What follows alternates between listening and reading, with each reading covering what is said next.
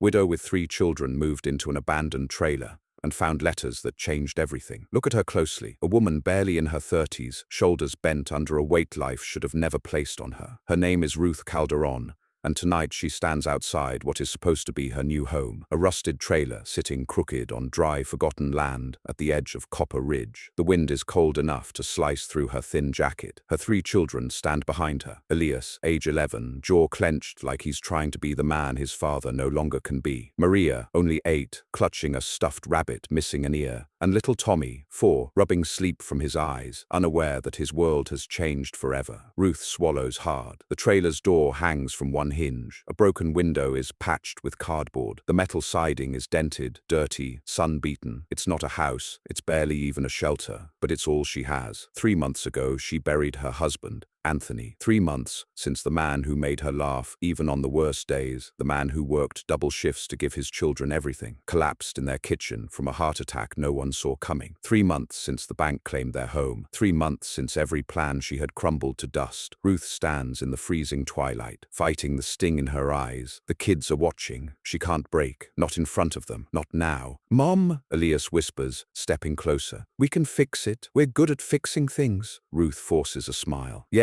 Yes, we are. But deep inside, she isn't so sure. They enter the trailer. The smell hits first. Damp wood, rusted metal, dust that's been sitting for years. The air is heavy, stale, like the place hasn't been touched by life in a long, long time. The floor creaks under her feet. A single countertop, 2 cabinets, a mattress so stained she quickly turns her children away from it. Tommy whimpers. Ruth kneels and pulls him into her arms. "It's okay, sweetheart. We'll clean it. We'll make it ours." But as she says it, she glances around the room, the peeling wallpaper, the shattered mirror, the empty fridge with its door hanging open, and wonders if this was a horrible mistake. This trailer belonged to her late husband's uncle, an odd man who kept to himself and left the property abandoned after some dispute with the family. When Ruth contacted the family for help, all they gave her was the key to this place and a muttered, "Do what you want with it." Not sympathy, not financial help, just a key. Night falls quickly in Copper Ridge. Coyotes howl in the distance. The darkness outside thickens until it feels like the whole world disappears beyond the dusty windows. Ruth sets up a small camping lantern in the center of the room. The dim light spreads across the walls, revealing every crack, every stain. She lays out blankets. They sit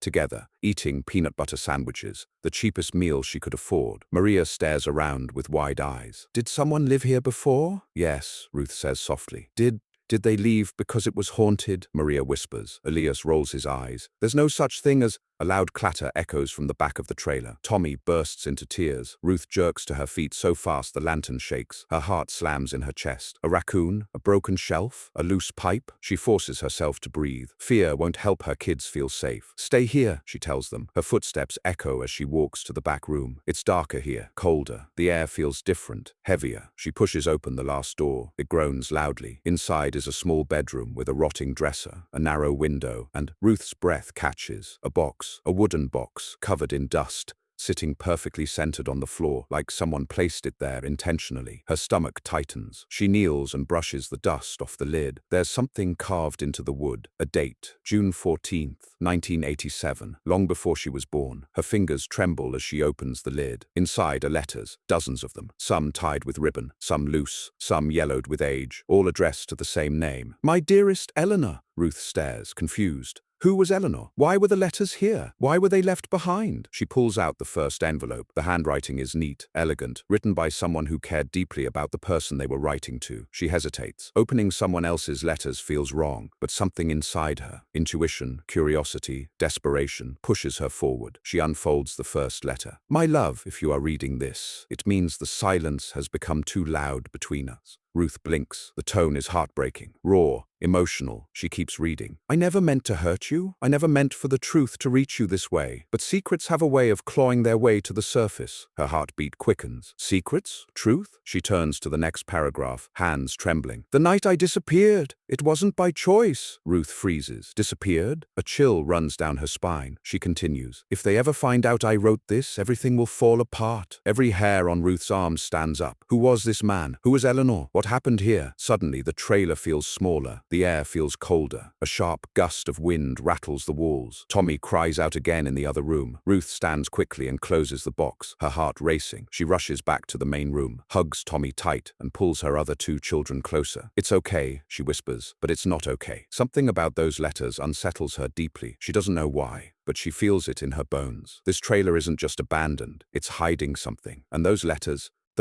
are only the beginning. Ruth barely slept. If sleep came at all, it was in scattered flashes, the kind that leave your heart racing and your body tense. Any time the wind rattled the trailer walls, she woke with a jolt, thinking of the letters waiting in that wooden box like a heartbeat under the floorboards. The kids slept close to her, their small bodies curled into the blankets she had spread over the worn linoleum. Elias had one arm slung protectively over his brother. Maria had buried her face in her stuffed rabbit. Even in sleep, they looked anxious. And Ruth? Ruth spent the night staring at the ceiling, feeling the weight of a stranger's words pressing against her chest. The night I disappeared, it wasn't by choice. Those words wouldn't leave her alone. By the time the pale morning light pushed its way through the dust-covered windows, she had made a silent decision. She had to understand the story inside those letters, not because she was curious, though she was, but because something about the tone, the urgency, the fear baked into the ink, it felt like a warning. And this trailer, this land, this lonely spot at the edge of Copper Ridge, something wasn't right. The morning was cold enough that Ruth could see her breath as she stepped outside. Copper Ridge spread before her, a barren valley with stretches of brown grass, patches of cracked earth,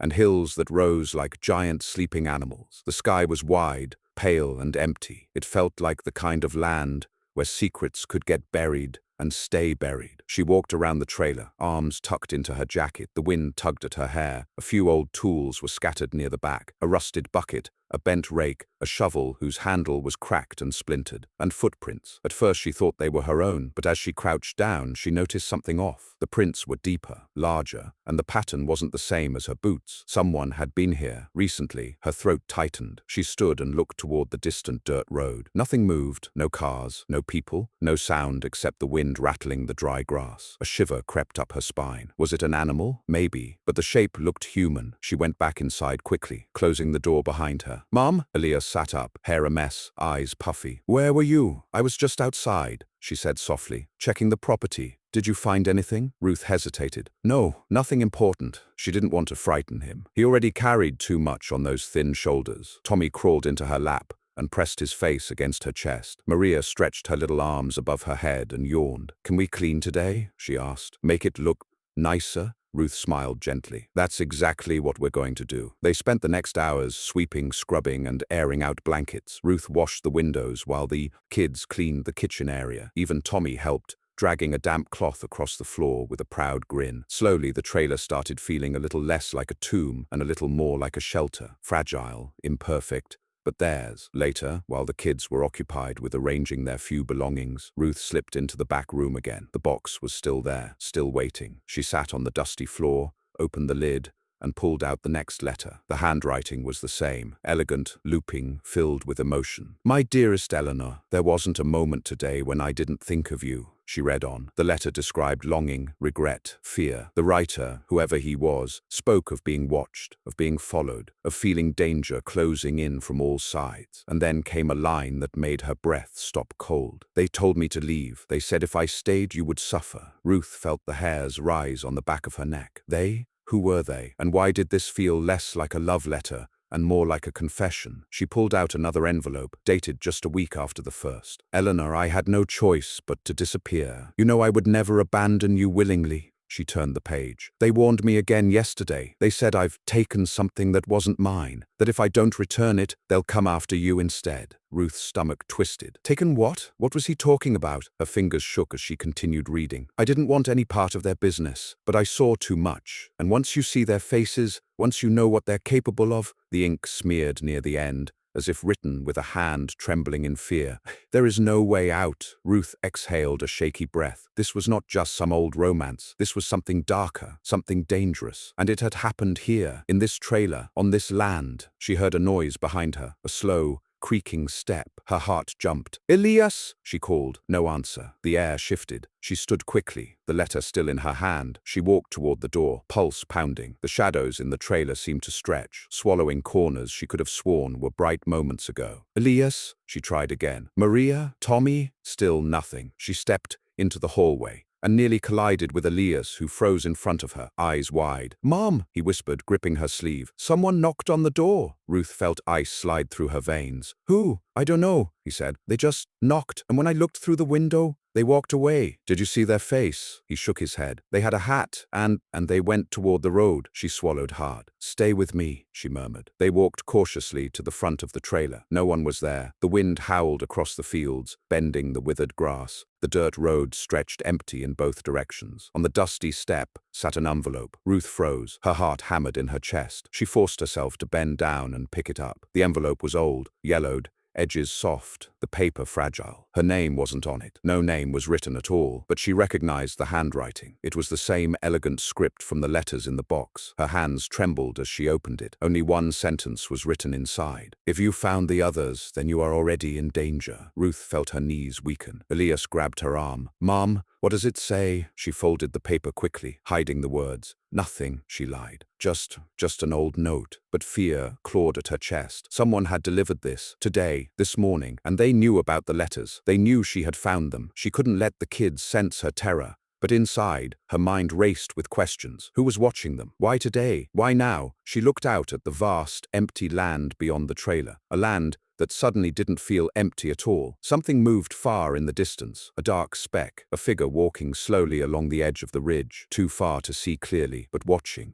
her children. Her heart pounded so loudly that for a moment she couldn't hear anything else. She stepped back, closed the door, locked it, and leaned against it as her breathing quickened. The trailer felt smaller again, the walls closer, the air heavier. "Elias," she said quietly, "stay close to your sisters." He nodded, worry etched across his young face. Ruth pressed a hand over her mouth, fighting to stay calm. This wasn't abandonment. This wasn't coincidence. This was a warning. The letters she found weren't meant to be uncovered, and someone, still out there, wanted them buried forever. Ruth didn't open the trailer door again for the rest of that day. She kept the children close, moving them away from the windows, closing the thin curtains that barely clung to the rods. The trailer felt more like a fragile shell now, something that could barely protect them from wind, let alone from whoever left that envelope. Every creak of the metal frame made her jump. The afternoon light dimmed slowly, turning copper, then orange, then gray. By evening, the sky had become a sheet of cold blue, stitched with thin clouds. Ruth caught herself glancing toward the ridge every few minutes, half expecting that same distant figure to appear again, standing like a shadow against the horizon. But no one came, or if they did, they were careful enough she couldn't see them, and that terrified her more. When the children had finally settled, Maria and Tommy playing quietly with their few toys, Elias reading an old comic they had found in one of the cabinets, Ruth returned to the back room. She didn't want to read more letters, but she needed answers. She needed to know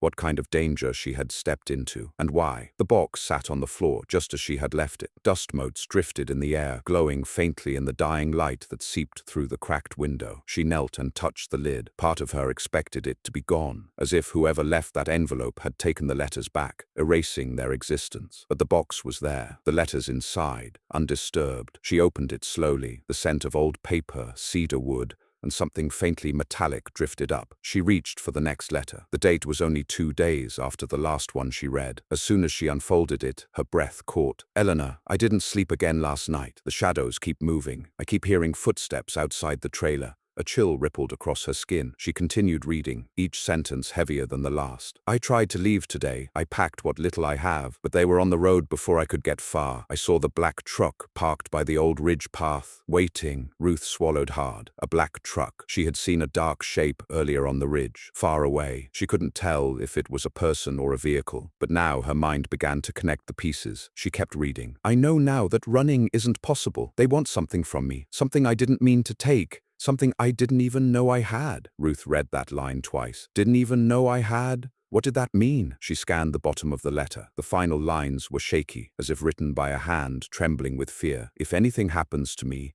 Know that I never chose this, and know that my last thought, always, was of you." Ruth pressed the letter to her chest. Her heart pounded so hard she could feel it echoing in her fingertips. She reached for another. This one was different, shorter. The handwriting slanted, desperate. "Eleanor, I think this is the end. I've hidden what they want. I've hidden it in the place only you would understand. Forgive me for everything." Ruth's breath tightened. Hidden what? Where? And why did she, a woman decades removed from these events, feel like the letters were speaking directly to her? She sifted through the envelopes, scanning dates, reading fragments in search of clues. But the letters only grew more frantic, more fearful. "They came last night. I heard them outside. I can't keep the secret anymore. If they find it, everything will collapse. I will not lead them to you. Forgive me." Ruth closed her eyes, holding the last letter tightly. This wasn't just a love story gone wrong. It wasn't even a tragedy. It was a warning, and she was living in the very place where it happened. That night, after she put the children to sleep, Ruth sat at the tiny kitchen table and watched the lantern flicker. The shadows danced across the walls, making the room appear alive. She couldn't shake the feeling of being watched. Every so often she turned toward the window, expecting to see a dark silhouette looking in. Nothing, but the silence was thick, oppressive. She whispered a prayer under her breath, the kind she hadn't said since she was a little girl. "Please, protect them." Her fingers brushed the last envelope she had found, the one left outside that morning. "If you found the others, then you are already in danger." She didn't know who wrote it, but she felt the menace embedded in the ink. She pressed a trembling hand to her forehead. "What do you want from us?" she whispered into the darkness. As if in response, a loud crash echoed outside. Ruth leapt to her feet. Her heart flew into her throat. Another crash. Metal hitting metal, followed by the unmistakable sound of gravel crunching under heavy footsteps. She moved quickly, silently, toward the window and peeked through a small tear in the curtain. The night was pitch black, but then she saw it, a faint beam of light sweeping across the dirt. Someone was walking around with a flashlight, slowly, deliberately. Her breath stopped. The figure moved toward the back of the trailer, the light bobbing with each step. Whoever it was didn't appear to be in a hurry, and that terrified her more. People who had nothing to hide didn't move like that. The footsteps paused near the rear wall. Ruth could hear her pulse pounding. The flashlight beam shone upward, illuminating the broken gutter, the roofline, the window of the small back room where the letters were kept. The figure stood there for a long moment, watching, listening, and then they began to knock, not on the door, but on the metal siding of the trailer. Soft, slow, deliberate taps that traveled through the thin walls like a heartbeat. Tap, tap, tap. Ruth's body froze. She pressed her hand over her mouth to stop herself from crying out. The knocking moved, first on the back wall, then the side, then closer. Tap, tap, tap. The sound crawled along the metal like something alive. She backed up slowly, step by step, every muscle in her body tight. She reached the kids, who stirred in their sleep. She knelt between them and held them close, her heart slamming against her ribs. The tapping stopped. The flashlight vanished. Silence returned, but it wasn't empty. It was loaded, thick, suffocating. Whoever had been out there, they weren't a thief. They weren't a lost traveler. They were looking for something, and Ruth knew exactly what. Morning came gray and heavy, as if the sky itself knew danger had come near. Ruth stepped outside cautiously, scanning the land. Footprints in the dirt, deep, heavy, leading around the trailer, exactly where the person had walked. Her stomach sank. The footprints went toward the ridge, the same direction she saw that distant figure days ago. She knelt to inspect them, then froze. Something was lying next to one of the prints. A pouch, small, leather, worn. She picked it up. Inside was a folded note. Ruth's hands shook violently as she opened it. "Stop reading the letters." The next line made her choke on her breath. "Or your children will pay the price they made me pay." Ruth's knees nearly gave out. The letters weren't just a danger from the past. They were a danger now. Someone out there believed she had something they wanted, something hidden in the trailer, something the original writer had concealed, something worth threatening her children over. She clutched the note to her chest. Fear burned through her, but beneath that fear, something else began to rise. A mother's fury. She stood slowly, jaw tightening, eyes burning with determination. Whoever these people were, whatever they wanted, she would not let them touch her children. She would not run. She would not be the next victim buried under Copper Ridge secrets. She would find the truth. She would uncover whatever the writer hid, because if someone was willing to threaten her family over it, then whatever was hidden was far more important than she ever imagined. The wind that morning sounded different, harsher, lower, like a warning whispered across the land. When Ruth stepped outside the trailer, clutching the threatening note in her shaking hand, everything felt colder. Not the kind of cold that came from weather,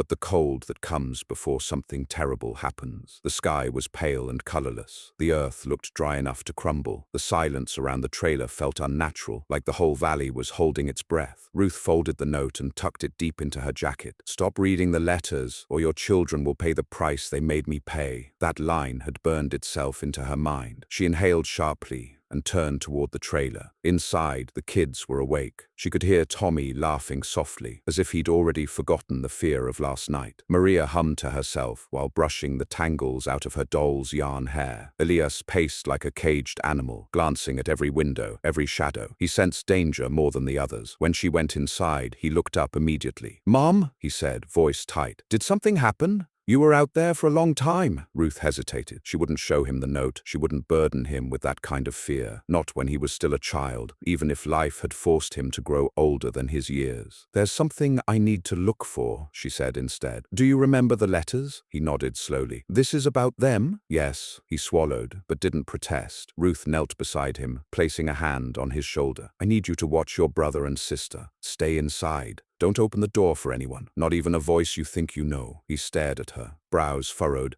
understanding more than she wanted him to. "Are we in danger?" She forced calm into her voice. "Not if we're careful." He nodded. She kissed each child on the forehead, then walked toward the back room, the room she had avoided since last night's tapping on the walls. The wooden box sat in the center of the floor, illuminated by a pale beam of morning light slipping through a cracked board. The letters inside looked more fragile than ever, as if each held part of the weight of this land, of this trailer, of the man who wrote them. She knelt and lifted one of the final letters. The date was 2 days after the last, the ink darker, the words more frantic. "Eleanor, I'm running out of time. They're closing in. They keep asking where I hid it. They think I'll break, but they don't understand. I'd burn the entire valley down before letting them use it." Ruth's breath quickened. "You'll know where it is. I left the clue where we carved our names." She sat up straighter. "Carved their names. Where?" She read on. "Not the place where we carved them with the lantern. The first place. The real one. Before everything went wrong. The first place. The real one." Ruth sifted through the remaining letters desperately. Another one. "They're watching the ridge. I can't go back there. I pray you understand my clue. You were always better at remembering the small things.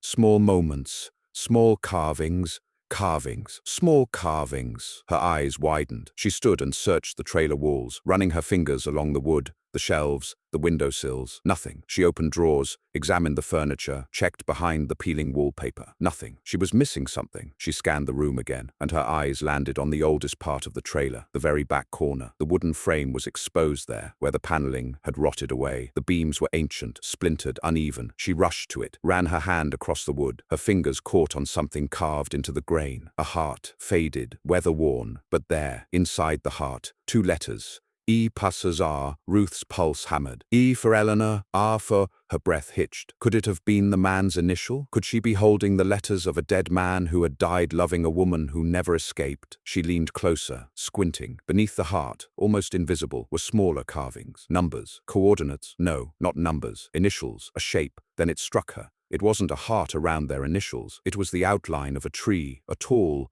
crooked tree. A tree she'd seen before. Her eyes widened. The lone cedar on the ridge, the only tree for miles. Its trunk bent slightly to the right, just like the carving. That was it. That was the first place they had carved their names. That was where he hid what they wanted. Her heart pounded louder. She grabbed her jacket, stuffed the threatening note inside her pocket, and took a deep breath. "Elias!" she called. He rushed to her, fear in his eyes. "What is it?" "I need to go up the ridge, just a little ways." He stared at her like she'd lost her mind. "Mom, no, that's where—" "I know," she said, kneeling to meet his gaze. "I have to. This is how we keep safe. If I don't do this, they'll never leave us alone." His jaw tightened. "Then I'm coming with you." "No," she said firmly. "You stay with your brother and sister. You lock the door. You don't let anyone in." "But Elias," she squeezed his shoulders. "I need you. I need you to be brave for them." His eyes filled with tears he refused to let fall. Finally, he nodded. She kissed his forehead and rushed out before he could change his mind. The wind was biting as she climbed the ridge. The dry earth crunched under her boots, and the grass whipped against her legs like small, angry hands. Her breath puffed in the cold air with each step. She kept looking over her shoulder. The valley was quiet, too quiet. The lone cedar tree came into view, tall, crooked, ancient, its bark dark and weathered, its branches twisted like old bones. It stood on the ridge like a sentinel. Ruth approached slowly, heart pounding. The tree was covered in carvings, initials of teenagers long grown, hearts, dates, crude shapes. But she looked for something older, something deeper. At the base of the trunk, just above the roots, she saw it. A heart, faded, carved decades ago. Inside it, Ipalusar. Her breath shook. She knelt and ran her fingers along the letters. The bark shifted under her touch, loose, cracked, almost hollow. She dug her nails under the softened bark and pulled. A piece came free. Beneath it, a small metal tin, rusty, buried deep. She pulled it out quickly, heart pounding wildly. The tin was old, the lid stiff, the sides dented. She forced it open. Inside were only two things, a small bundle of folded papers and a photograph. She lifted the photo first, a man and a woman. The woman must have been Eleanor. Hair in soft curls, eyes alive with laughter. The man, Ruth froze, her blood ran cold. The man in the photograph was the same man she had seen in old pictures in her husband's family album, her husband's uncle, the one who left her this land, the one who lived and disappeared. Here, the writer of the letters was family. A sick feeling flooded her stomach. She opened the folded papers quickly. They weren't letters, they were documents, legal, financial, maps of land deeds, transactions, notes in the uncle's handwriting detailing illegal land acquisitions carried out by men in Copper Ridge, shady men with connections, men who had threatened him, men who wanted land that didn't belong to them, men who didn't want their crimes exposed. He had stolen proof, not to sell it, but to stop them, and they killed him for it, kept watch over his land, waited for anyone who dared to uncover the truth. Now, Ruth held the evidence in her,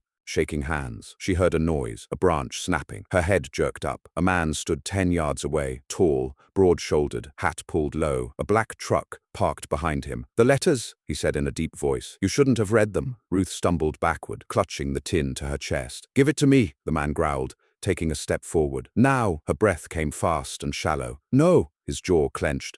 "You don't understand what you've stepped into." "I understand enough," she whispered, voice trembling but steady. "And you won't touch my children." He took another step. Ruth looked down the ridge, the steep drop, the tin in her hand, the man approaching. She didn't think, she reacted. She threw the tin as hard as she could, not at him, down the ridge, far down, where he'd have to climb for it. The man cursed loudly and ran after it. Ruth sprinted. She didn't look back. She ran faster than she had ever run in her life, stumbling over rocks, sliding down slopes, hands scraping against the ground. The wind tore at her hair. Tears blurred her vision. Her lungs burned. Behind her she heard shouting, footsteps, a truck engine roaring to life. She pushed harder. She could see the trailer in the distance, the children at the window, Elias pounding on the glass, screaming her name. The truck tires skidded against the earth. Ruth reached the trailer door just as the engine revved behind her. "Elias, open it!" He flung the door open and she dove inside, slamming it shut and throwing the lock. The truck skidded to a stop outside. Silence. Then the engine cut. Ruth pulled her children close, trembling violently. Footsteps approached, slow, heavy, deliberate. The man stopped at the door. For a long,